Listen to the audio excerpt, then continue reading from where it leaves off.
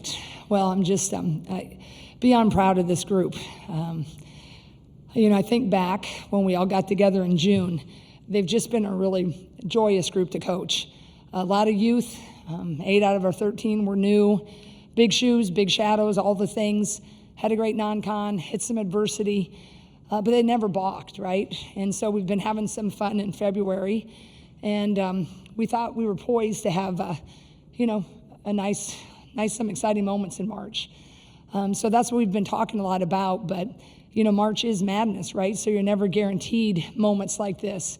But if there's a group that's been working and been believing and been relentless in their pursuit of chasing fun and chasing success, it's been this group. So I'm just so thankful they've had a moment like this. Tonight, obviously we understand we got 3 big games left to play, but I'm a big believer in to stop and smell the roses. And tonight we get to do that for a bit. They get to do a little longer. Our staff will turn it over by 11. Coach, Chris McLeod from the Day Iowa again. In the beginning of the third, we don't see you kind of lash out the way you did with Lucy and Hannah picking up the fouls, and you had to kind of calm yourself down. But just to know that you got players on the bench, especially freshmen, that could step up in moments like that and kind of produce the way you should expect them to. Just how good does that feel, and going forward, how does that build trust for you to kind of fill them in when you really need them to? Yeah, I don't think any coach, I was hot. I don't like to get that hot. I'm working on it.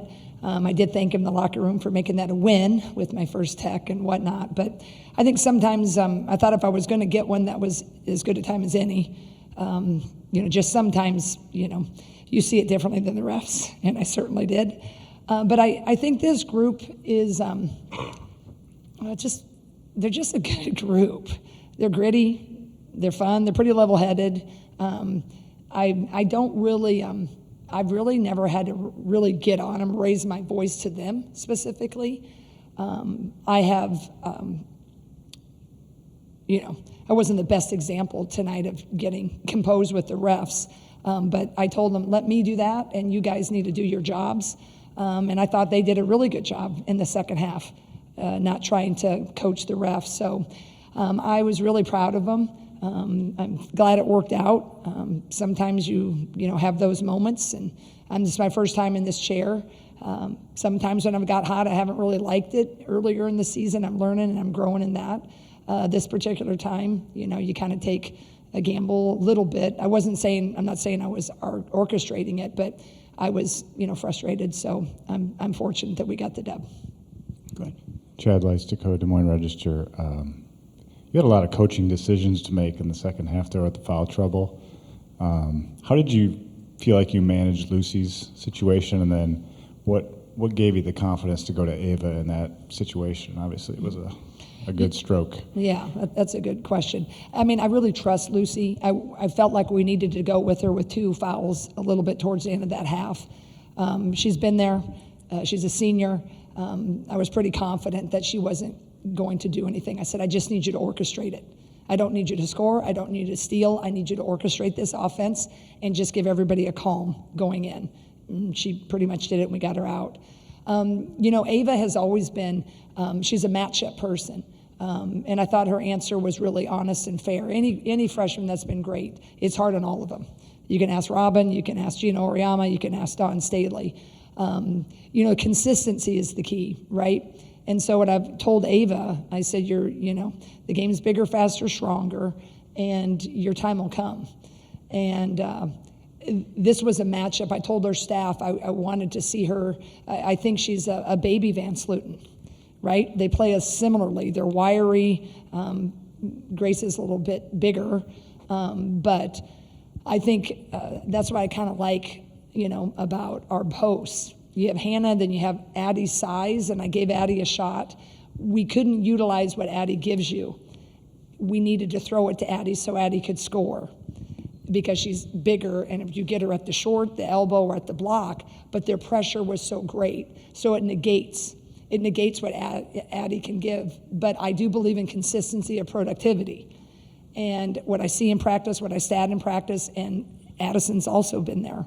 So she got the shot. We couldn't utilize her, and then I knew Ava would be ready because sometimes when you have to be so patient and you don't always agree with the waiting process, if you get them confident enough and they get an opportunity, you hope that's how they're going to respond. So I'm extremely proud of her, and I'm very excited about the future if she'll continue to work like she has.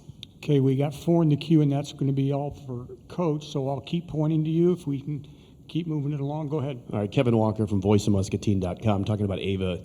She's progressed throughout the season. She's had some games where she's looked really good. Tonight, with foul trouble with Hannah, she comes in 12 minutes, almost half a dozen rebounds, 11 points.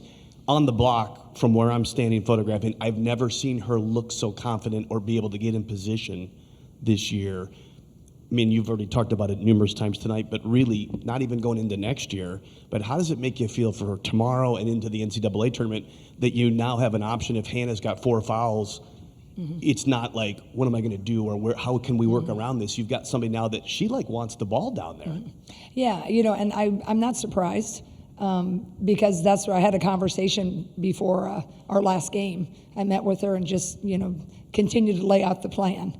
And, she's a real smart kid, highly intelligent. She gets it. And I'd always put the challenges ahead of her. And she had put in the work. She's been working very much harder since the Big Ten started. So I just knew when we needed her, I felt like I would be comfortable to give her a shot. And I'm so thrilled that she was able to answer like she did. Michael Cedar Roberts, because Jan, I know you're getting a lot of Ava questions, but were you just hoping for her to help you get to the end of the quarter, or were you hoping maybe for more, that she could go 7-8 minutes? No, I've been pushing our staff because that matchup was the right matchup for Van Sluten. And because Hannah gives up a little size.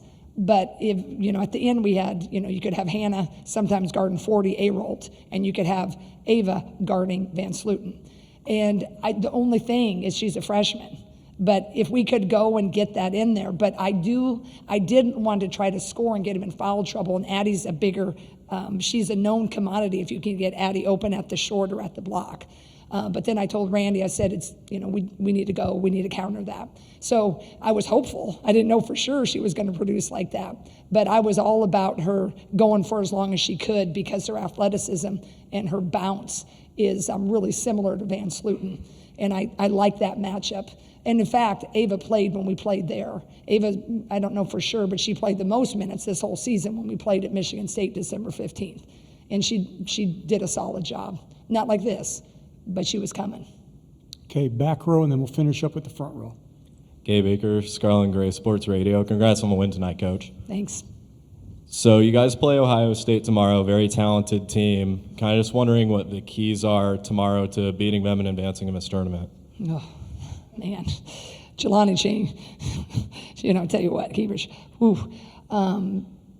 she's tremendous. Cody McMahon, tremendous. All of them, man. They just are really explosive. They're powerful. They press. But we're going to have to really handle ball screen action. Cody is just really hard to stop. She can score inside. She hit a ton of threes against Michigan State. So I haven't watched them as recently, but we played them, 3 or 4 games ago.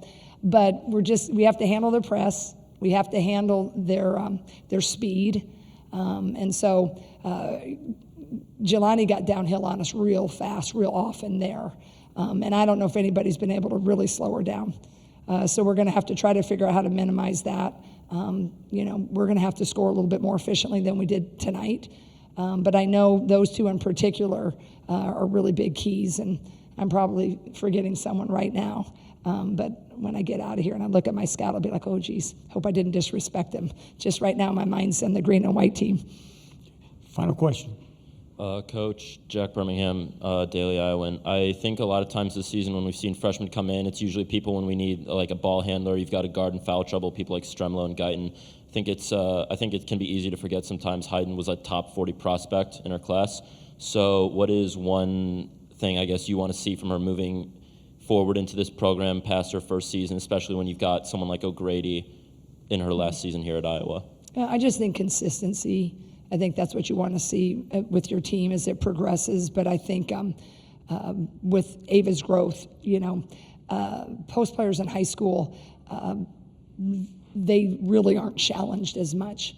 There's very few people that big. There's very few people who are either as fast or as strong. The summer circuit is the summer circuit, right? So you just got to see the consistency, and I just loved the challenge that was set before her a couple months ago. So that's what I'm hoping, but I don't doubt it. She's extremely hardworking. She's talented, and I think she'll be willing to continue to grow. Coach, thank you very much. All right. Thanks so much for covering women's sports. Appreciate it.